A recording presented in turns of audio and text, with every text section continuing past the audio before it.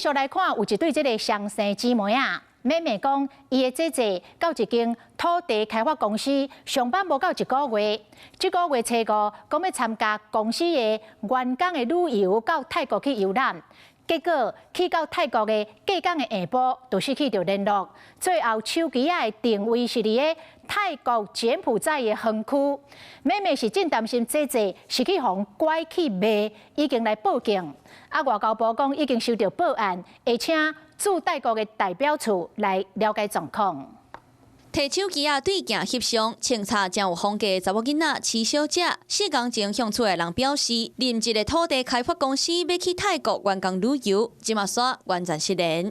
很奇怪，因为他进去那间公司不到1个月，说明说他朋友也有一起去。比较怀疑的是，他是不是被骗去泰国那边，可能被转卖之类的。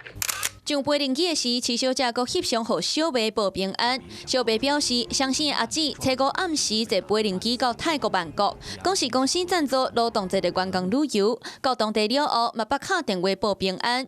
隔当天透早离开饭店，下晡嘛继续甲小妹保持联络。不过，出来人烦恼就追踪手机的定位，发现伫咧泰港园区，烦恼人已经互人卖掉。我们有推算时间，差不多是他进去园区的时候，我姐姐有 传讯息跟他朋友说，我手机要被收走了，你不要再传任何讯息给我。我姐姐消失的时候，我们打电话到另外一间饭店，有确认说她一个人办理入住。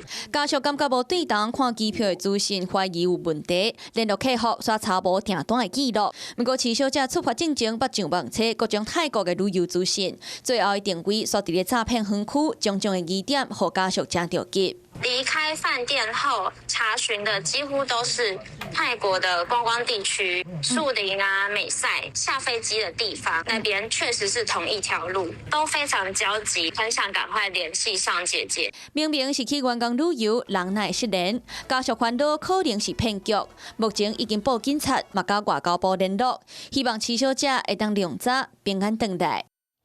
Hello， 大家好，我是林依文。想要抢先掌握最及时的新闻资讯吗？赶快订阅、按赞、开启小铃铛，锁定华视新闻的 YouTube 频道。